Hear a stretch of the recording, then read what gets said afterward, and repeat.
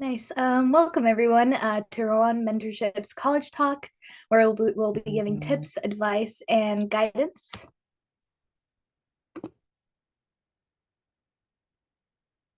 So for today's webinar, we'll be going over the things you can see here. So we're going to start with the intro of Rawan Mentorship and us.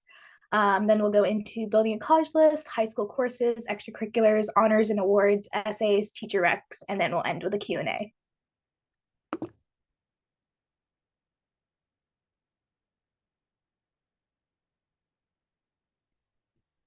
Right, so to get into some introductions.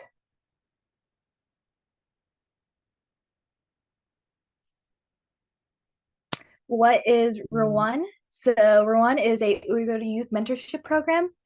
We aim to empower Uyghur youth through academic mentorship, fostering a supportive community, bridging cultural barriers, and nurturing cross-community relationships.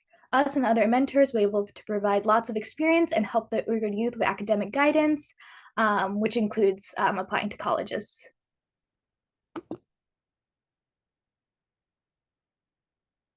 So some of the things we do are workshops, webinars, and events that focus on academic concerns, such as this one. We'll also be doing one-on-one mentoring. So selected mentees are going to be paired with mentors based on academic and personal interests. And so a mentor will be able to personally guide the mentees. And then the last thing we do is we provide exclusive resources. This includes past essays, resume, examples, templates, internship guidance, and so much more. Speaking on the mentorship, this top QR code right here is where you can apply to be a mentee. So the mentee form is a selection process. And so we encourage all of you to apply, and then we will select mentees to take place or to take place in our program, and they'll be assigned a mentor. And then the bottom QR code right there is to sign up for updates and to join our mailing list with future events and more resources. Yep, so now to get into some of the intros, I'll pass it over to Kaused. Yeah, so this also kind of signals the start of the launch of the Mentee application. So in the chat, I also put down the tiny URL link, and you just saw earlier the QR code. We'll be getting to that towards the end if you didn't get a chance to scan it, but we'll just go ahead and introduce all of ourselves and kind of the founding mentor team. Hi, everyone. My name is Kaused. I am a second year at Harvard studying history and anthropology, and I am from Tyler, Texas. Assalamualaikum. How's everyone doing? I'm Iltikin. I'm a sophomore at Carnegie Mellon in the School of Computer Science, where I'm studying artificial intelligence, and I'm from Boston. Hey everyone, I'm Zlala. I'm studying at Cornell and I am majoring in government. I am from Virginia. I'm also a sophomore. I don't know if I said that.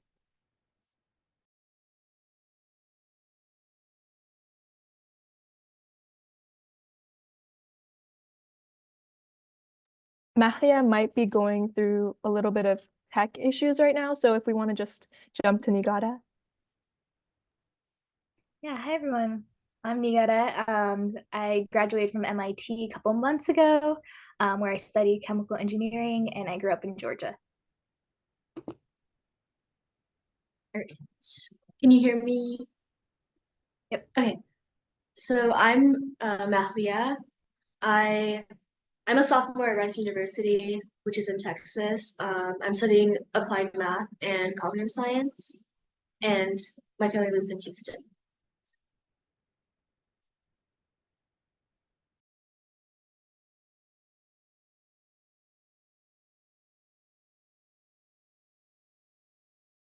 Okay, and before you even consider obviously what goes on your college application, you of course need to know what schools you're even applying to in the first place.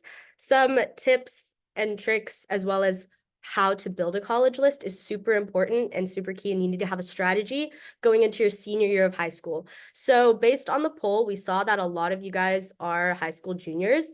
So around the summer, I would say is a really good time for you guys to kind of finalize a college list.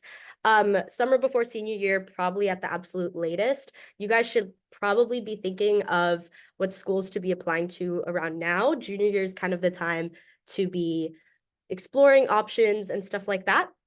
And a huge thing that you should also be doing your junior year is to visit schools if you can. Most high schools do offer you excused absences, so definitely take advantage of those and miss a couple days of high school if that means possibly getting into a good school or making a college list that you're really satisfied with. And then you should probably be applying to a healthy mix of all of these schools. So safety, target, hard target, and reach, all of which we're about to talk about today.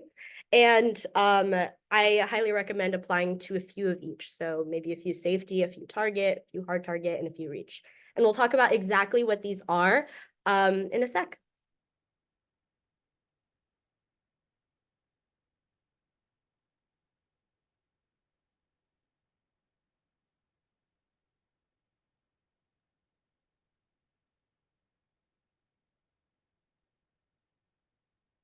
Okay, so safety schools are the first types of schools that I highly suggest you should not overlook. These are really important when building your college list. And a lot of these schools tend to be like schools that I know my parents told me not to look at too much, but trust me, they're actually really important in your overall mix of schools to add. So safety schools typically mean that you have a really good chance of getting in. So this means above a 70% acceptance rate. I put some pretty popular safety schools over here on the slide, some including the University of North Texas, George Mason, as well as Louisiana State University. And safety schools are also really good options because of the fact that you could probably be able to get a lot of scholarship or merit-based money if you apply to these schools. And a lot of them includes obviously in-state schools, and yeah.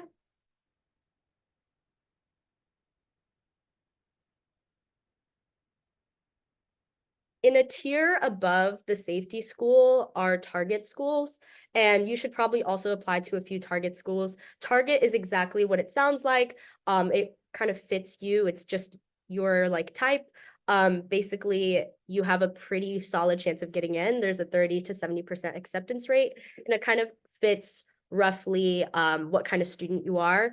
Maybe you're right around the SAT, ACT range. Maybe your GPA is right around that range as well. And I highly suggest a large chunk of your schools being in the target or hard target range.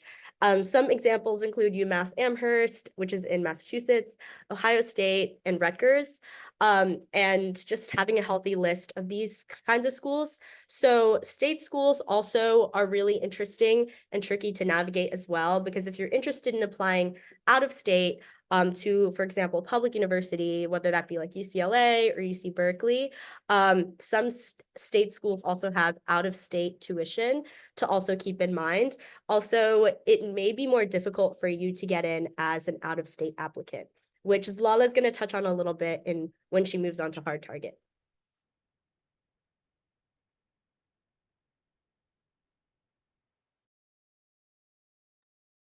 So falling under the same category of being a target school, another tier that you guys should consider are hard target schools.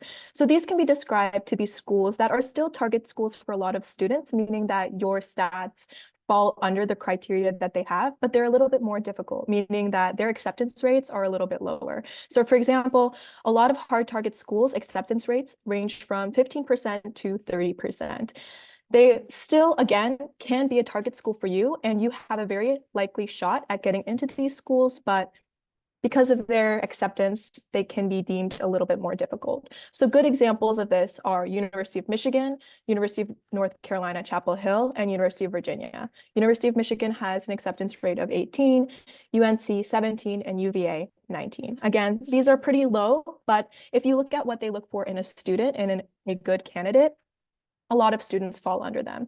Usually hard targets fall under top 30, but it is important to consider that this also varies by major. Some schools can be more competitive if you are applying for a certain major. For example, University of Maryland can be considered a normal target school, but if you're applying for University of Maryland computer science, that is very different, and you have a much more competitive, much more selective admissions office that you will be facing. One thing to also think about when you're making your application list is regular decision, early application, or early application or early decision, or early action, sorry. Regular decision, early action, and early decision. These are all 3 ways that you can apply to a school. And we'll get into that once we finish talking about what reach schools are. One thing before we move on, hard target and target schools should be the majority, like the major chunk of your application list, because these are schools that are still very prestigious, very good schools, and that you have a very likely chance of getting into. Well, not necessarily very likely, but pretty good shot at getting into. So when you're kind of crafting your list, you want to keep in mind to keep a lot of them as hard targets or targets.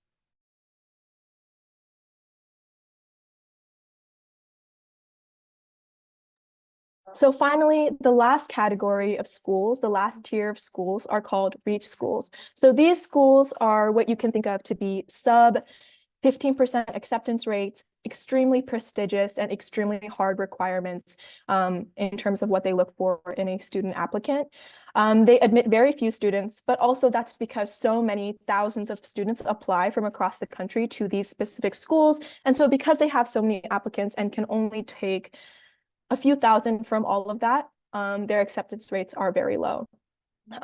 So usually these schools fall within the top 10 to 15 schools, and they can be described by their high tuition cost, being probably private school, having difficult requirements. If you're looking at possibly SAT average, for example, I know that's not as important anymore in the admissions process, but if you're looking at what they're kind of looking for in terms of range, theirs is much higher than, say, maybe a target school. So a famous example that a lot of people are familiar with are the Ivy Leagues.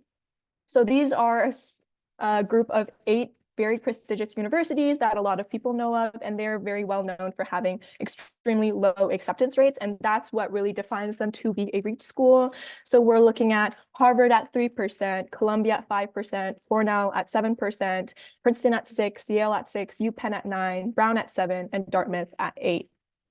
One thing I want to make very clear to you guys, though, high achievement will not equate likely admission to any of these schools. So any school in the admissions process you want to keep in mind is you cannot guarantee anything, because there's always some sort of gamble, some sort of lottery, randomness that's involved. You can be the best student on the entire planet and get rejected from these schools, because in the end, nothing can guarantee you a spot. So I don't want any students to think that being rejected from one of these schools deems or equates to your worth and your intelligence as a student. Wherever you get into in the end will be the best fit for you, but whether you get rejected or accepted to one of these schools, you do not want that to be the defining character of who you are. So on that note, I do also want to talk about tuition. We'll get into this a little bit more later in the presentation, but usually these very prestigious reach schools provide a lot more financial aid and a lot more scholarship to students who need it if you get in. So high price, while that may be like a challenging point for you, that should not be something that keeps you from applying to these schools. I always want you guys to remember to aim the highest that you can, and try the best that you can when you're going to apply. Another thing I want to touch on is early action, early decision, and regular decision. So these are 3 ways that you can apply to colleges when you're going through the process. Early action is a time period before regular applications that you can apply early to a school. So this just basically means you kind of have an edge on students who are going to go through the regular application cycle, and you're applying maybe a month or so early to this school to get a little better shot at applying or getting in. So if you look at maybe regular decision versus early action for University of Michigan, for example, on our last slide, Regular decision is around 18%, and early action is around 22% acceptance rate. So you just have that couple percentage edge over other students who are applying in the regular decision cycle. Early decision, you can only early decision apply to one single school. And that's basically a binding contract, which you sign that says, if I get into the school, I have to go there no matter what. And it is a legal contract that you have to sign, that your high school has to sign, your parents have to sign. And you can only do that with one school because, again, if you get into that school, you do not have the choice to go to any other school. Regular decision, I think, is self-explanatory. You're just going through the normal cycle and applying to these schools within the normal period. And in your applications, as you look at them, which we'll touch on later in the Common App and Coalition, they'll let you know when the deadlines are.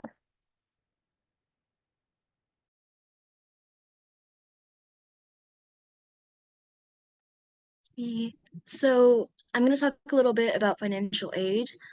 There are like four main types. The first one is grants, which is need-based money, and you don't have to repay it. And then we have scholarships, which can be merit or performance-based. And sometimes it's also like need-based, but you don't have to repay it. And there's work study where you can work while earning your degree, and the money may count towards tuition, fees, all that. And then there are federal loans, which have like a low interest rate over years, but like they eventually have to be repaid. So when you apply to colleges, you will usually have to fill out at least like one of these things. Well, not QuestBridge, but FAFSA or CSS profile, because it's basically information about your parents' income, like the number of assets, number of people in your family, all that to like determine how much aid that the school should give you.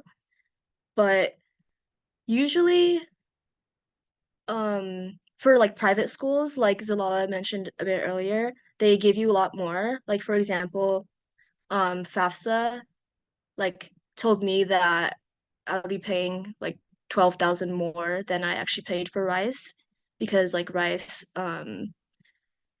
they tend to like give really good aid and stuff. Yeah, Also I also want QuestBridge. to, oh, yeah, sorry. I want to add that in the previous slide, whenever Lala mentioned that these were very high cost, high tuition schools, like the Ivy League or like schools that are reaches, when Mehlia said that the FAFSA came back with her EFC, estimated family contribution, of being 12,000 a year, and then her not having to pay near as much, that is a big characteristic of schools such as the Ivy League or Reach schools. For example, at Harvard, if your family income is less than $85,000 a year, you don't have to pay anything. So these private schools that tend to be very selective, they are very generous because they're very wealthy. very true. Oh, Now going into high school courses, we recommend you guys to take. We'll provide a little overview, a little framework for both STEM majors and humanities and social sciences majors.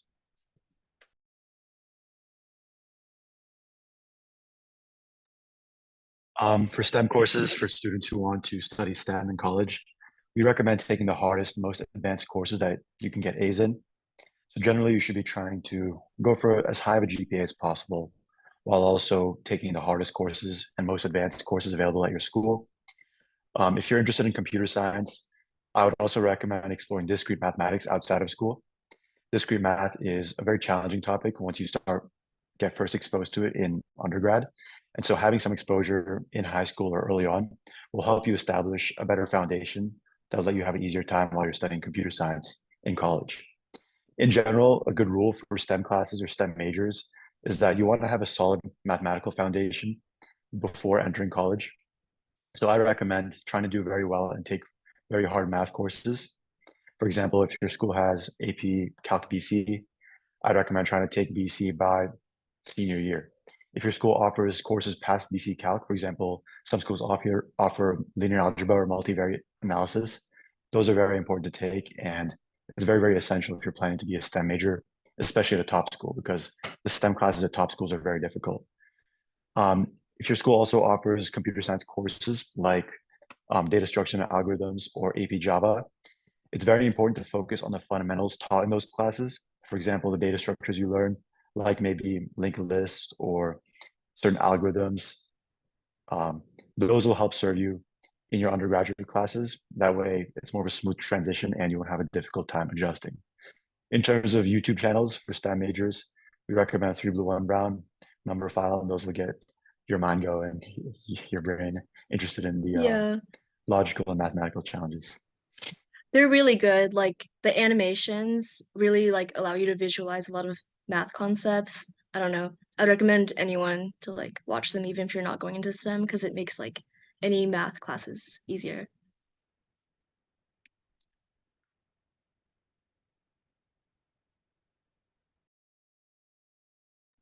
So in terms of humanities and social sciences, it's kind of on the same note. You want to be taking the hardest, most advanced courses that your high school offers. But again, it's also very important to remember that you want to be doing well in these classes. It's not a good look for your admissions officer if you're taking all of these rigorous courses, but you're not doing well in them. So remember to balance yourself and prioritize your GPA and your grades.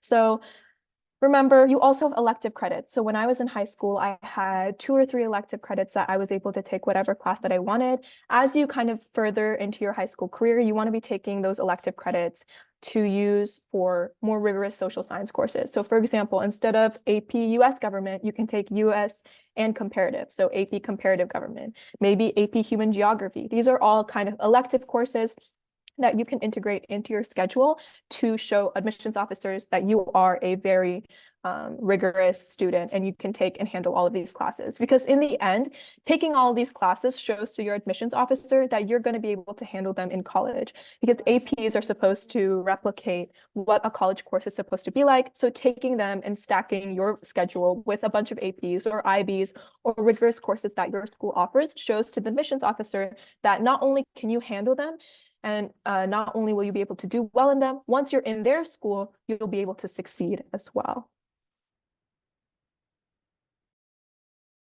And I also would like to add in terms of grades, I know that there was a common thread here. Both Iltigan and Zlala mentioned getting A's and trying to maintain really high grades. That's also super important, but also don't freak out if maybe your freshman year you didn't make as high of grades, because also having growth throughout high school and showing that you were improving grades throughout is also a really good sign.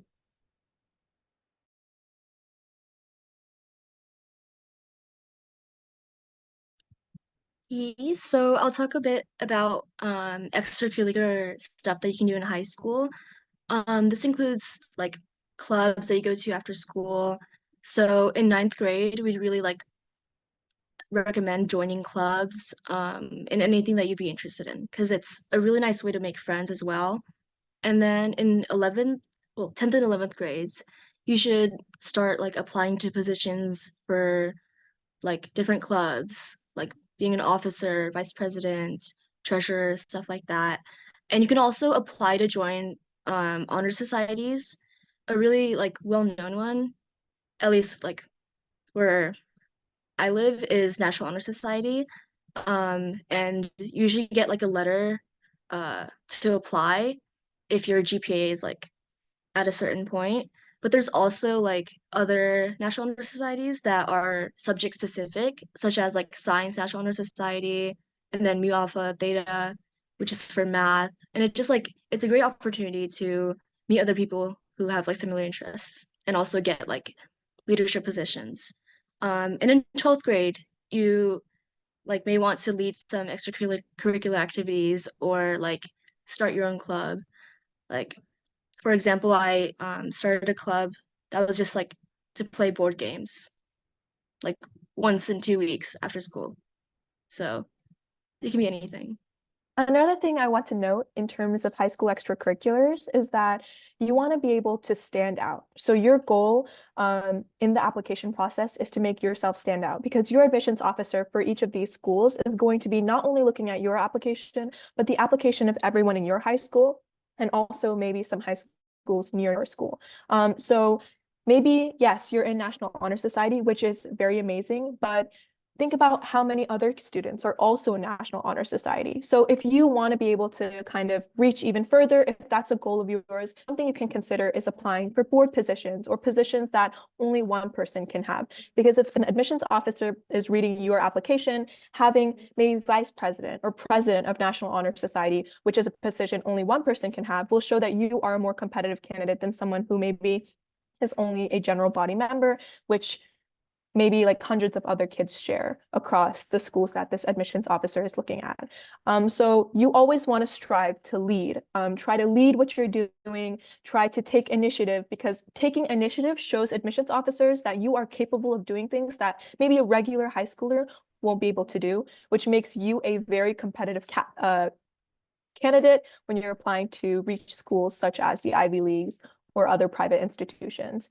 Another thing I want to add is even starting in 9th grade, you can start to explore your passions and try to do some side projects inside and outside of school. You don't necessarily need to just join the stuff in your school. You can create something of your own. So as Mahlia said, she started her own club in 12th grade. Kausar, when she was in high school, changed the name of her entire school. It doesn't necessarily just have to fit in one stereotypical box. If you have a passion, you should try to take the initiative and lead something in it and start a movement, start a project. Just having that initiative to do something is really good. I also want to add, Zlala Also- brings up a good point.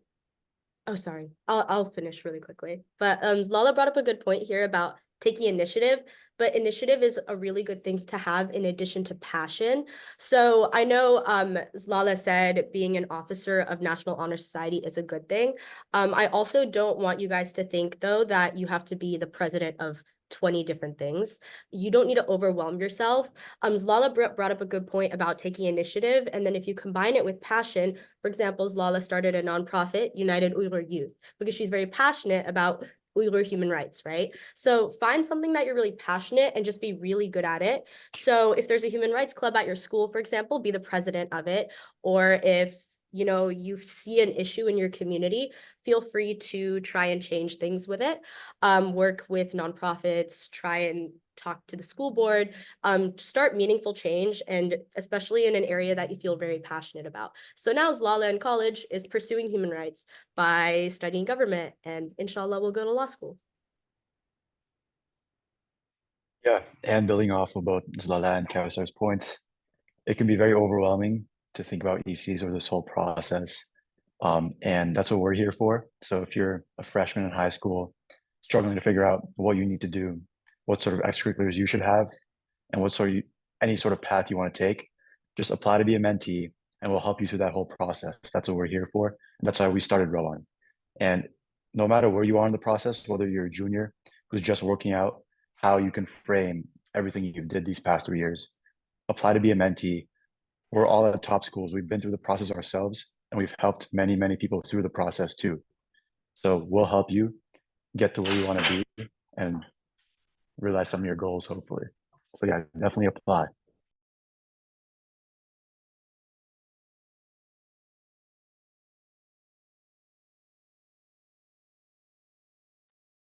So beyond extracurriculars just within your high school, you should also try to explore extracurriculars and activities outside of your school. Again, your main goal is to stand out and be the candidate that your admissions officer really wants at their school. So outside extracurriculars can help you show your true self and make you different than maybe everyone else who's applying to these same schools just as you.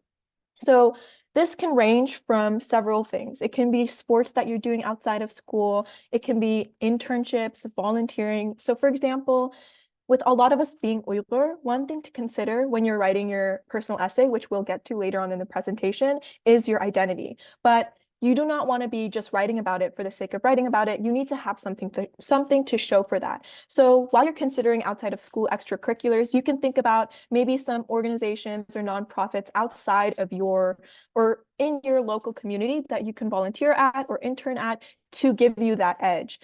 Because not all high schoolers can say that they've interned somewhere. So for example, I wanted to list a couple orgs for you guys that I had experiences with that I think will be really helpful.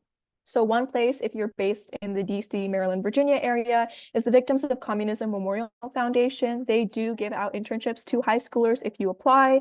And that's a very good summer opportunity that you can write about in your application, in your resume, and just overall. The Uyghur American Association and the Uyghur Human Rights Project do a lot of virtual internships and virtual volunteering opportunities in addition to in-person ones. So that is also an opportunity that you can check out. But I do really want to emphasize it's not just internships and sports that count as out of school extracurriculars. If you are spending a lot of time in your day outside of school, helping your family members, maybe taking care of your siblings, doing major work around the house, or working at a job outside of school, like even if it is something smaller like a cashier or a barista, those all count as very important extracurriculars because they show that you have commitment to something and they show that you can take on a lot of responsibility at your young age. So don't feel like if your extracurricular doesn't fit inside, again, the stereotypical box of what you think an extracurricular is, it's not worth putting on your application because that is not true.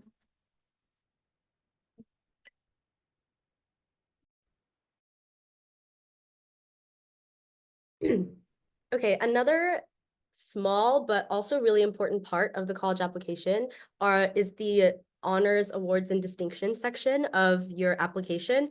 Here I included a screenshot of what it looks like as you're entering an award or an honor. On the common application as well as the coalition application, two types of applications that you'll see whenever you apply to college, you are allowed to put up to 5 honors and awards.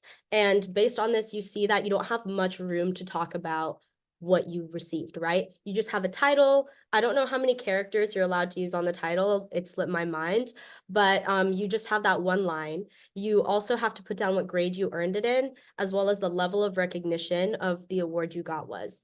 So these coincide a lot with extracurriculars, but they don't always have to.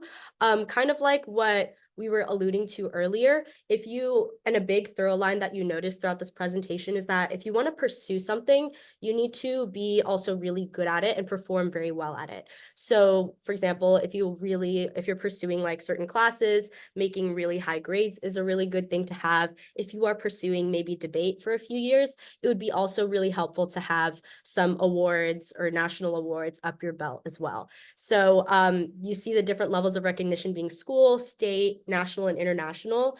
You want to have as many awards that compare you or put you in the context of lots of people. So basically kind of what we were saying earlier, but you have to be very unique and get an award that you had to compete against a lot of people for, right? So in the next slide, the best way to do that is to try and shoot for as many international/national awards that you can possibly get.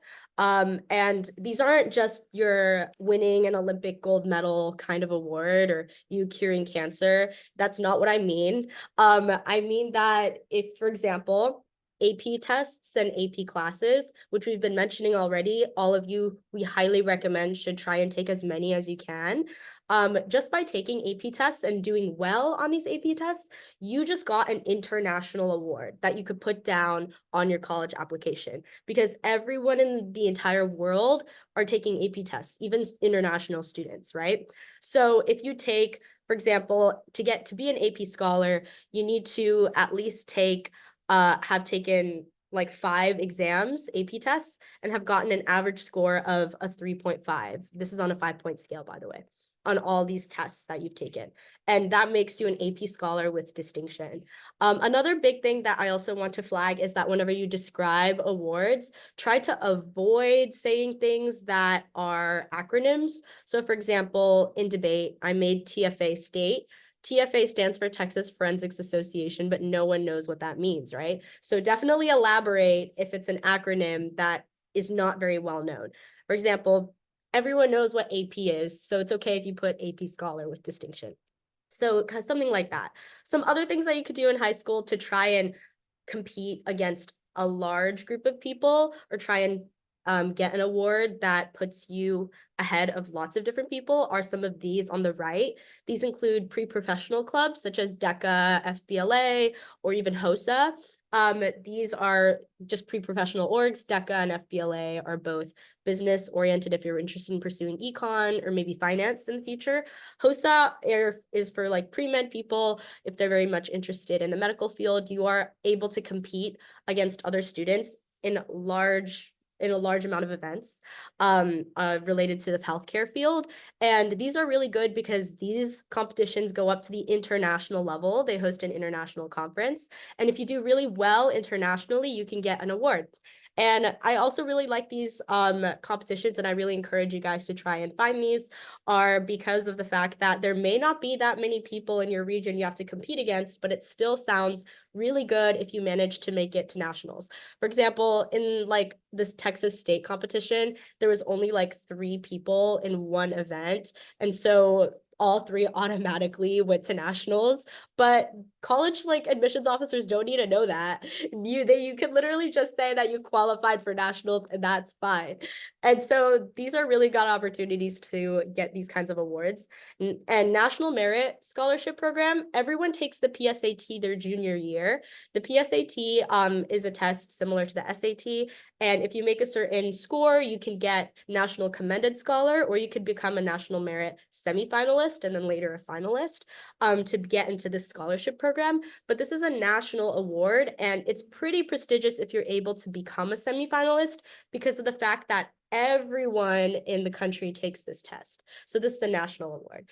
But also don't be too discouraged if you are unable to collect this many international awards.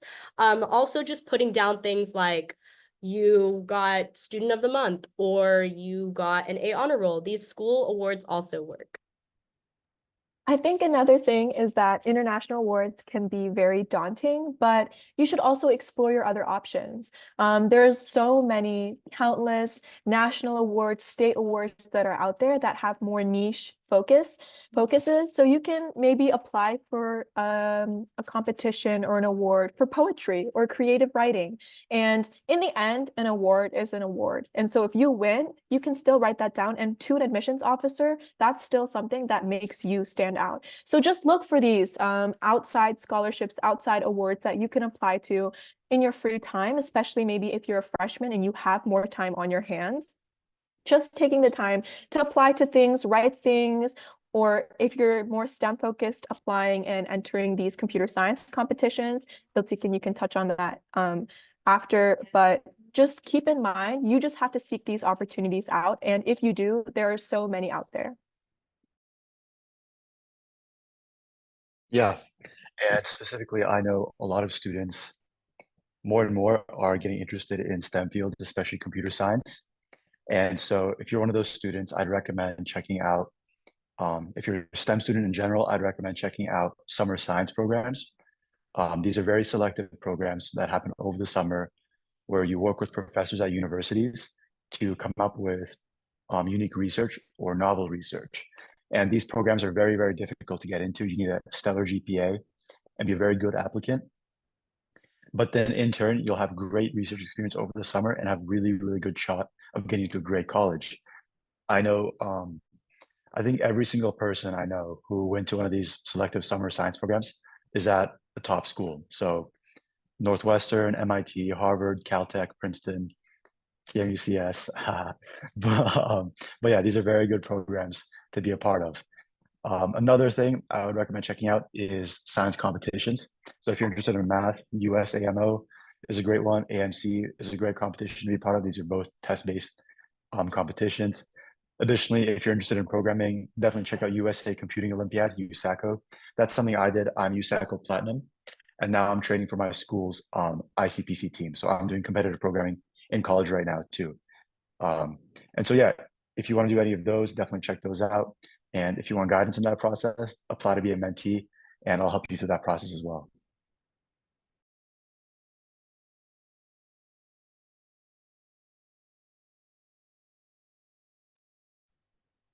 Okay, so I'm going to briefly talk about mainly the difference between coalition and common app.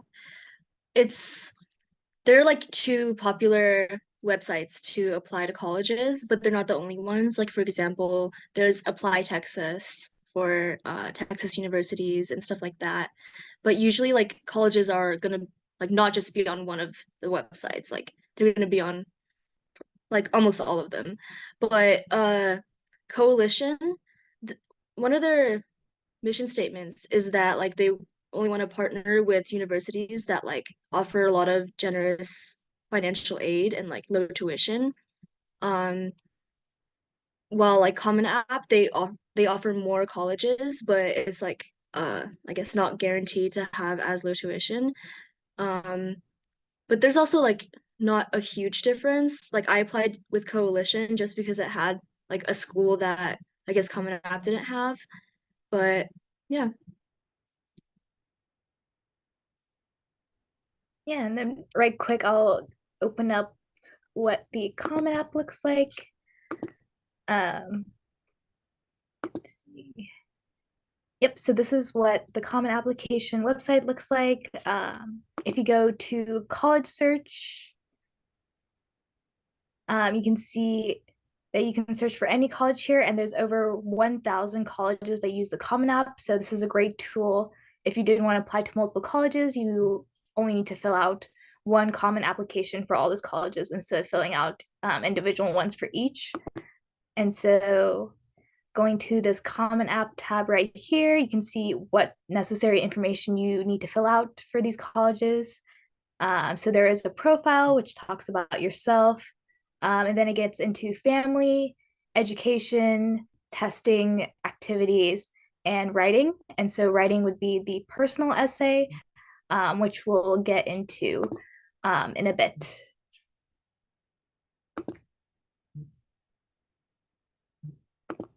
So back to the presentation.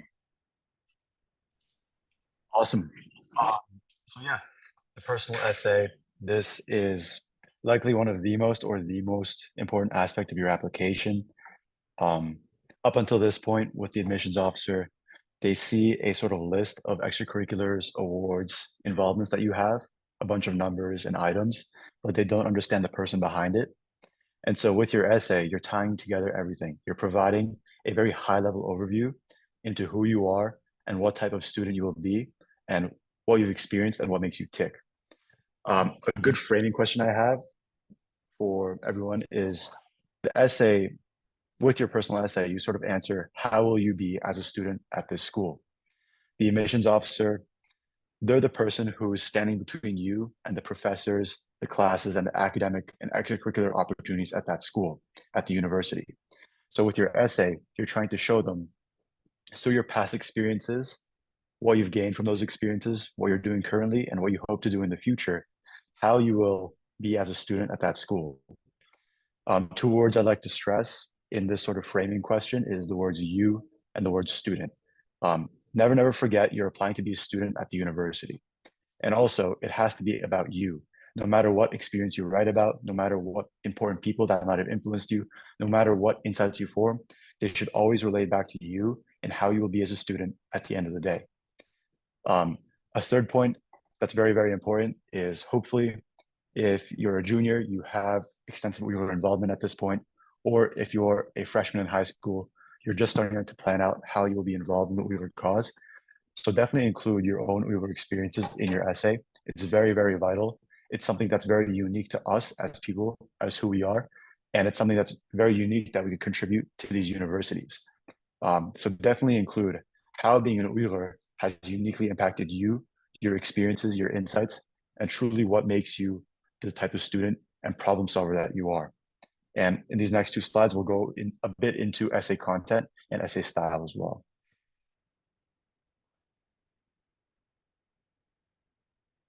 So for essay semantics or the content in your essay, the general strategy you would want to have is that you would want to use anecdotes or past experiences you've had to bring the admissions officer into your own perspective or bring them with you in your experiences. Show them how you sort of work through these experiences, work through the problems you experienced, the conclusions you came to, how those conclusions influence who you are today, and how they'll influence what you do in the future as a student at that university. definitely use anecdotes. That's something you want to do. You don't want to say, "Ooh, I was hardworking." You want to showcase a story of when you worked hard so that you could truly show the admissions officer how you really are hardworking and how you approach and solve difficult challenges. A good framework or a good process you can use in your essay is you want to think about what you overcame in the past, certain challenges, problems, or experiences you had, the insights you pulled from these experiences, how maybe different experiences came together in your mind to a solution and to new sort of paradigms within your personality and how this relates to you today. And then you want to relate it to what you're doing right now and what you'll do in the future as a college student. Next slide. And in terms of the syntax of doing that, or sort of the conventions, a lot of students, especially me, including me, are very worried. We're very worried about their writing style. When I was in high school senior, I was really worried about, will I be able to make a sort of literary masterpiece that'll wow my admissions officer and get me into the schools I want to get into? But you don't have to worry about that. I mean, I'm a STEM major, I'm a computer science major, so I'm not very talented in writing. So that's nothing to worry about. It's really the content that matters most. The meaning and the what you say to the admissions officer matters more than how you say it. And so don't worry about writing style too much. Worry about what you say on that paper and getting across your intention. Some good tips on how to come out with a really good essay are you want to frequently draft, edit, and redraft your essays. If you want to have a good essay, you're going to have to draft and redraft and continuously edit your essays. That's just the nature of how essays work. So show it to English teachers or maybe friends and have them tell you, does this encompass who you are? How do they feel about your essay? Maybe certain edits on how you could save space in certain aspects. It's always great to continuously be editing and re-editing your essay. Additionally, you want to use paragraph breaks to structure your text and your meaning.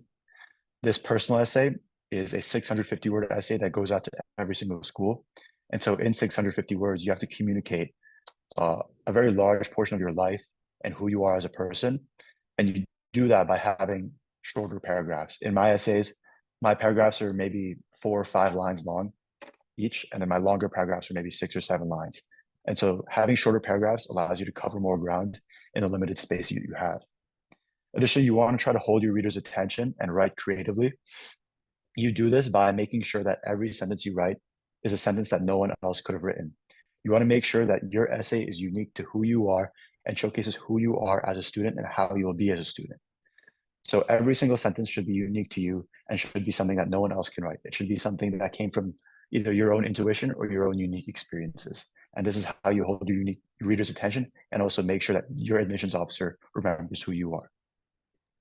Also, as an Uyghur, if you do choose to write about the Uyghur issue, you want to be careful not to end your essay with a bad feeling or a bad ending. Obviously, the Uyghur situation and the Uyghur genocide is an extremely dire, devastating one, but you do not want your admissions officer to associate a bad or negative feeling with your essay and your application. So if you're ending your essay with kind of a sad, lingering feeling, that sad, lingering feeling is going to be associated with your application, and that is never good. So even though we encourage you to talk about your Uyghur identity and your experience being an Uyghur, you always want to kind of end it with something that you overcame and how you are a better person today. It should be kind of like an arc. If there's an obstacle, talk about how you overcame that obstacle and are now a better person because of it. Try to end your essay with something powerful, inspiring, and overall positive, so that a positive feeling is associated with your not only your essay, but your overall application.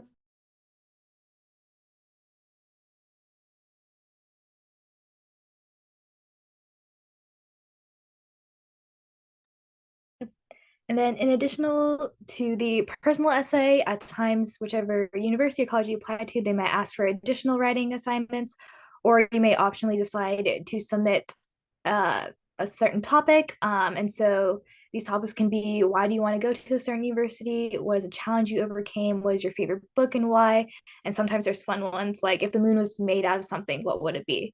So if you do apply to our free mentee program, and these college supplements do come up your mentor will be able to help you with one-on-one guidance if these do occur.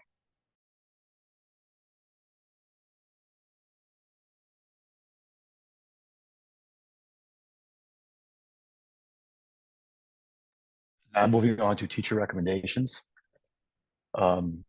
Most schools ask for 2 teacher recommendations, I believe, and then you can give additional recommendations from people, let's say coaches or researchers that you worked with. So a general rule of thumb for recommendations is that you want to ask early, around 2 to 3 months in advance. And then after your teacher confirms, you want to check in intermittently with them to make sure that they get the recommendation in on time. I'd say around a month before deadlines begin approaching, check in with them maybe every couple of weeks, and then more often as deadlines approach if they still haven't submitted the recommendation yet. You want to choose teachers who you're closest with and who would write you the best recommendation.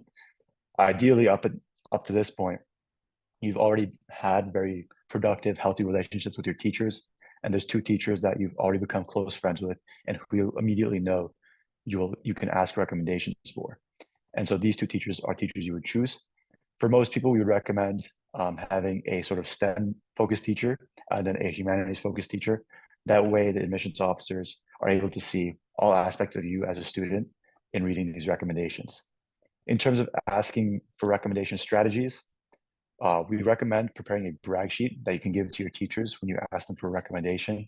A brag sheet is a sheet containing basic information about yourself, your activities, what you do, as well as small little interview type questions that you've answered that'll give them more insight into who you are as a person. And this will enable them to write you a better letter of recommendation.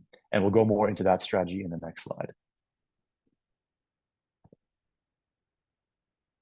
So this is a general brag sheet template that you guys want to have.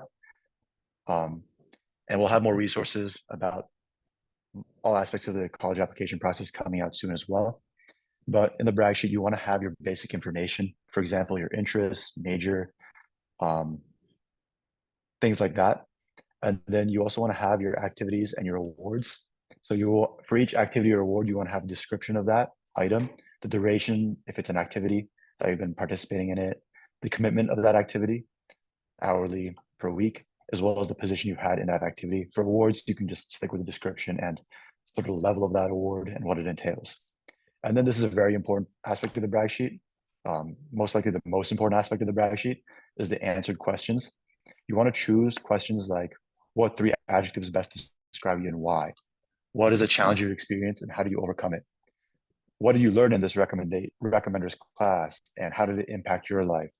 What was your favorite aspect of this class? What are some questions you had from this class? You want to make it really personalized for your recommender. That way they both feel like they have a close personal connection with you, and they also have more information that they could include into your letter of recommendation.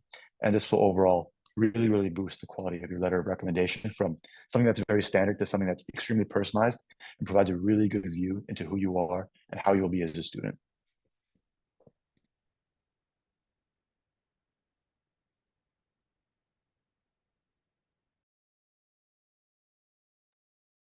Okay, so that wraps up our little presentation. Something I forgot to mention whenever we were talking about essays was feel free to ask anyone to proofread them, but be careful about giving your essay out too much so that you don't lose your voice in the process of people editing it. But for example, whenever I was writing my personal statement, I was really struggling with meeting the word count, because keep in mind, you have to write it in between 250 and 650 words. And I was really struggling. Mine was 750. I finally cut it down to that much, and I still had to cut down 100 words. And I just had my English teacher read over it, and she helped me cut down 100 words as well. So feel free to reach out to English teachers. They're a really good resource that are also free, because I didn't really pay for any like college editing services. And whenever you guys get paid, or whenever you guys get paired with a mentor through the mentee program, it's also for free, so you don't have to pay for anything also. But now we'll be taking in any questions. I had sent out a message earlier about having everyone type any questions as we go along throughout this presentation, and we'll either answer them in the chat or answer them verbally. But yeah, we'll go ahead and take a look.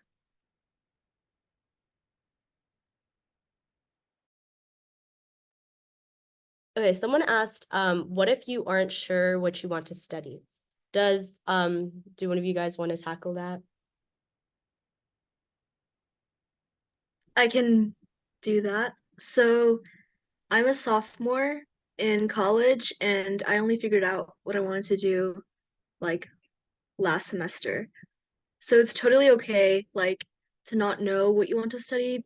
Like, for example, I applied as bioengineering and I've like had several changes in what I wanted to do. And it's like, it depends on the university. Like, some universities are more strict about like whether you can switch out of like a certain college. Like, I know for UT Austin, um, they don't really like let you switch into, say, another school if you're like already in natural sciences. It's like you can, but it's a lot more difficult to do so. Um, that's not to say like you should worry about that. Just, I guess, do what you enjoy and yeah. Yeah. I I think also part of the answer to that question depends on where you are in the process. So let's say you're very early in high school. It's great to sort of try different things you're interested in out to maybe see if you figure out what you want to major in. If you're late in the process and still struggling with what you want to do, there's a bit of strategy involved in that you can go the undecided route too if you want. For certain schools you can apply undecided. But personally, this is my personal experience, personal opinion. I would not recommend that approach. Um, what you can do instead is you can look at your activities and what you've done throughout high school, see which major they most relate to, and then apply as that major just for the application. And has the added benefit where it shows that for all 4 years you're interested in that major. So it shows that you're very committed for that major. And hopefully those activities or extracurriculars or awards you had relate to the major in a way that it makes you look very unique in the application process and gives you lots of stuff to write about in your essays. So yeah, you could do either approach, whichever And one you think is better for your situation. I also want to add, I think it's also okay if your application is still a little over the place if you're because as a high school you're not supposed to technically know what you want to do for the rest of your life because you're barely like 16 17 years old. So at least during my time, I had a bunch of STEM extracurriculars, but then about halfway through high school I started really liking debate because I joined the debate team, and I started shifting to more humanities. And I also was doing a lot more nonprofit volunteering. For example, I worked with a literacy nonprofit in my city to tutor low-income adults to pass the GED. So just like little things like that I started to become more passionate about, like community service, public service. And so I still like stayed in HOSA all 4 years as like because I thought I wanted to be a doctor. And so, but then I also was in debate or like president of my like student council, for example. These were all very leadership oriented stuff or like humanities oriented stuff. But then I also was still on like the math team, for example. So it's okay if there's some diversity in your application. We're not saying that you have to be 100% like STEM CS oriented. And then about like these, I guess, competitive summer positions, I guess you don't necessarily have to have so many of them, especially because you're not expected to know if you want to study that right now. But yeah. Yeah. Also, I wanted to add on to Kausar's point. I was in the same situation as Kausar, where for a lot of my high school experience, for the first couple of years, I was really involved in entrepreneurship. So I did like online business and stuff like that, startups. I was super into that. And then, even though I've been coding since around middle school, but I was more interested in entrepreneurship and business side of things for the first couple of years of high school. I flipped back to the coding side around junior year, and then my final essay was about how I learned from entrepreneurship, coding, and then my Uyghur experiences and how those all relate to computer science. So you can just be creative with it, honestly. Just highlight your experiences and form some unique insights, and I think it'll work out. So there was a question earlier asking like how we can better ourselves for college interviews. So basically college interviews are optional meetings, usually like virtual Zoom calls that you can have with someone associated with the college. Like for example, I had a college interview with someone from Rice. She had already graduated and she was like a lawyer by that time. Um, and I would just say like mainly research the school and like have things to talk about, but also like my main issue is I guess freezing up and being nervous. And like that's not really something you can control, but it might help to like practice what to say, but also try to like just be you. They're probably not going to be like super judgmental. And usually like these happen around the time like when applications are still coming in for colleges, and you should like be able to find it on their website or stuff, something like that. Yeah, interviews are also a great way to kind of tie together your application. Kind of what Iltikin mentioned earlier about how he had that change of thought he mentioned in his essay. You can also bring it up in your interview and tell your interviewer that as well. I think I was able to tie a bunch of things together, such as medicine, as well as human rights, as well as public service, in my application through my interview. My interviewer was really impressed with, like, even though I had a diverse amount of interests, I was able to pull it all together because at the end, all these have a common denominator of me wanting to serve people or help people. And so that's kind of what I really drove on. If you can find a common theme, that's great, but also totally fine if it's unrelated to the major you want to study.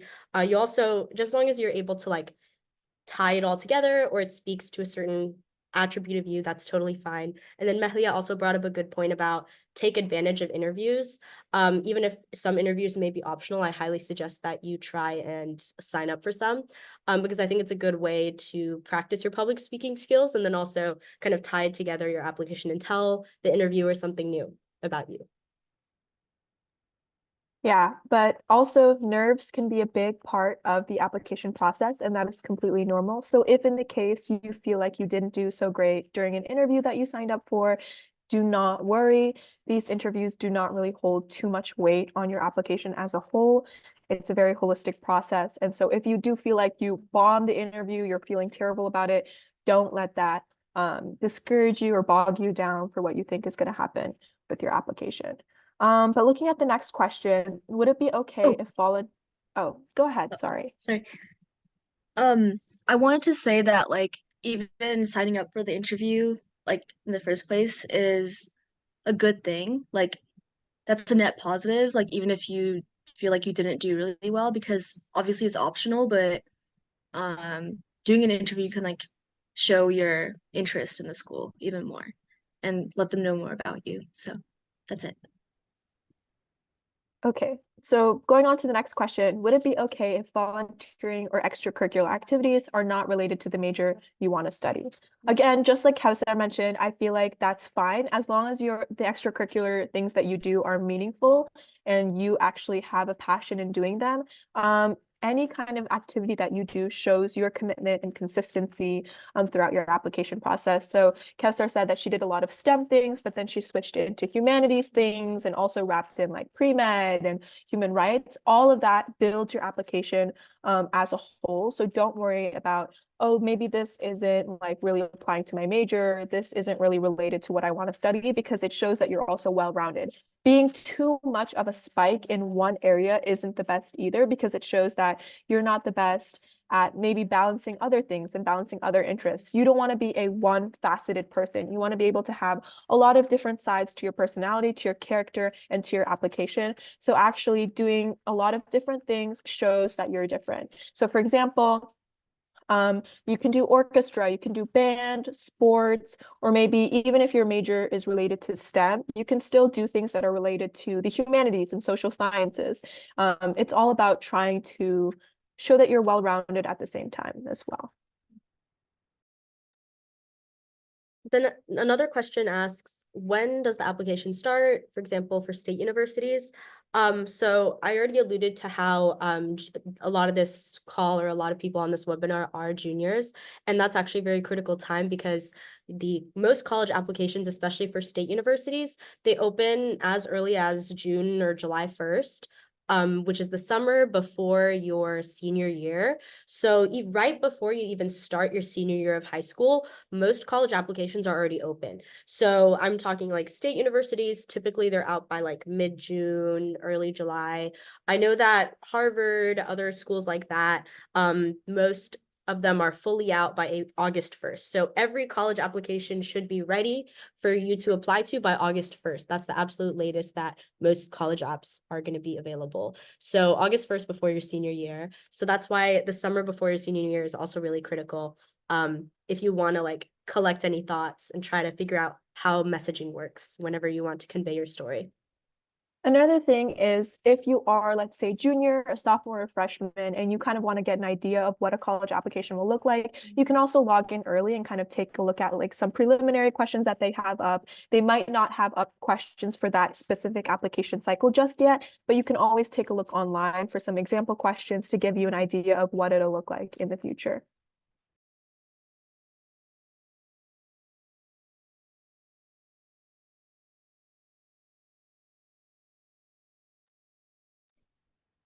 Yep. And then, sorry. Yeah, you gotta go ahead.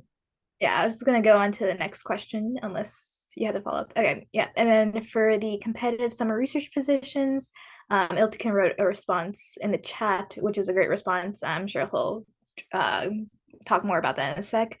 But in my experience, there are a lot of people I know who did do summer research positions who were in high school, did it by cold emailing professors at universities, being like, oh, hi, this is my name. I am a junior in high school, but I'm really interested in the research you're doing. If you have any availabilities or if I can shadow you, I'd really appreciate it.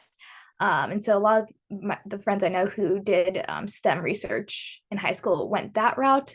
There are also programs that you can sign up for, but those do require an application. I would say when I was in high school, I was really interested in STEM and definitely wanted to do a research position, but the opportunity didn't present itself. And I was also busy with other things at the time. But even without that opportunity, I was able to do STEM at a really good STEM university. So I would say definitely go for it. But if in the end it doesn't work out, then that won't make or break your application in any way. Yeah, everything you got I was super valid. I did write up a quick response, but I think like if you're asking about the summer programs versus independent research, both are great. If you have both, really, really helpful, but it's not really harmful if you don't have either anyway, like Nigata said. Some programs I'd recommend you look up are the Research Science Institute, RSI. That's very competitive. Most kids who go to RSI are like pretty confirmed for a top school.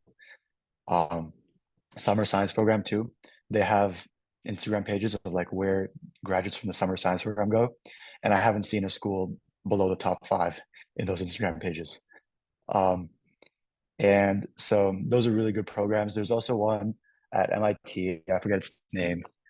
There's another one at Carnegie Mellon. It's Summer Academy of Math and Science, STAMS, I think, Carnegie Mellon STAMS. I applied to that one, and I didn't get in. But like, what else is there? So yeah, those are all very good programs. I recommend doing some research or following up with us. And in terms of independent research, it's a numbers game. So just like keep emailing professors, like Nigata said, make sure it's very personalized to the professor, and don't get discouraged by getting those. Professors are very busy. It's hard for undergrads to find research at their university, so it's even harder for high schoolers. But just keep emailing, and eventually you'll get a yes. Everyone I know who kept it up got a research position if they really worked for it.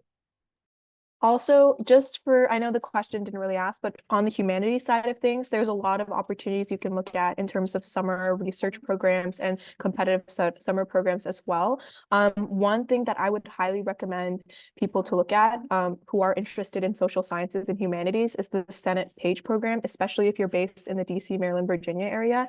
That is open only to high schoolers. So you have a very good shot of applying and getting in if you are a competitive high schooler. So look up on the Senate page, the United States Senate. You get to work on the floor with congressmen and senators and get to know them personally and help them personally. And that is a very exclusive, very good opportunity to get and have on your application. So that's a program I would suggest looking into. And the next person or the next question is it better to come to the United States and finish high school, and how to do so? So I'm not 100% sure on the whole student visa stuff as a high schooler, but I will say though that lots of colleges, they still take international students. So if like it's completely unfeasible to come to the United States, although the United States, there's lots of opportunities, that's also totally okay. There, I know like at Harvard, for example, we have a large international student population, especially, I will say just focus on if you can maybe try to level up the type of high school you go to in your home country. So for example, if the high school you're currently going to in your country of origin is not as great, I would suggest to try and find possibly a better high school to go to inside your own country, just because I do know that, and this is unfortunate, but some top Ivy schools, they mainly try to recruit from like one or two high schools in each specific country. So for example, I know that among the Turkish student population at Harvard that's international, many of them did go to the same high school. So try and also think about possibly aiming higher to go to maybe another school in your country that is better fit to be able to go study abroad after maybe. But again, I'm not too familiar with this whole process of applying to high schools from outside of the United States.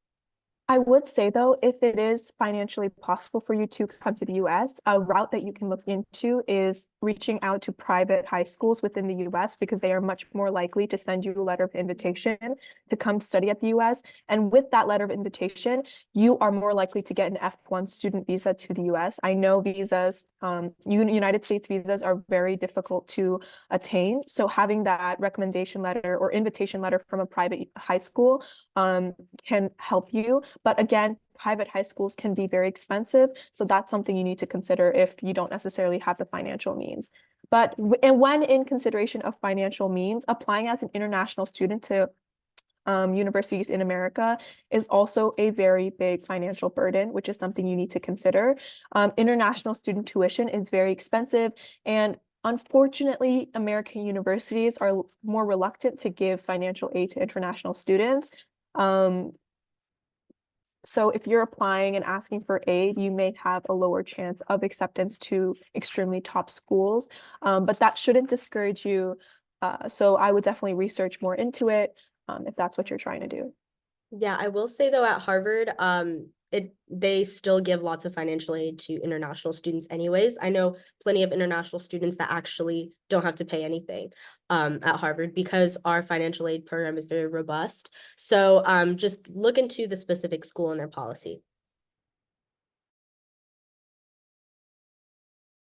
I can take the next question. How should I select courses my sophomore and junior and senior year if I'm not really sure what I want to study? Again, if you do not have like a specific passion or an interest, just look at rigorous courses that you can take. A lot of high schools have set curriculums or set courses that you need to take anyway. So my high school, for example, required us to take a math course every year, a science course every year, and like a humanities course every year. So since with that regulation, you should try to aim to take the most rigorous courses anyway. So for example, try to take like AP calculus or AP language and AP literature and AP history and all of these like AP or IB courses that, just show that you're still a very competitive candidate. Whether you have a specific interest or not, I don't think it should impact like what classes you take too much. Just try to take hard classes. That's the overall suggestion, I think. But I think that wraps up all of our questions. Does anyone have any last questions that we can address before we wrap things up? Going once, going twice. Okay. So lastly, again, we want to remind you guys that our mentee application drops tonight. So it'll be posted on our Instagram right after this, and we've also been sending the link in the chat. This is an application process, so you do have to kind of go through the app that we posted, and we will send out further information after that. But this is an amazing opportunity to get paired with a mentor in your field of interest that can help you review all of these things that we've discussed, your personal essay, how to format extracurriculars, what extracurriculars to join, your college supplemental essays, every single step of the way. Your mentor will be guiding just you and will give you their full utmost attention. And so this mentee program can be something that will be highly, highly beneficial.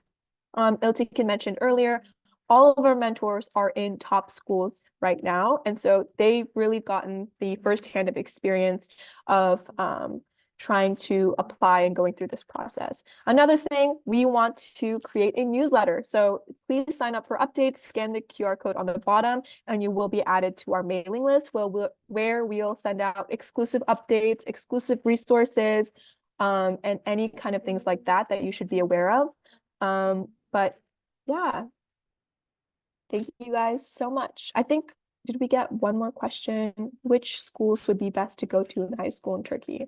Oh, does anyone want to take that? I'm not too sure.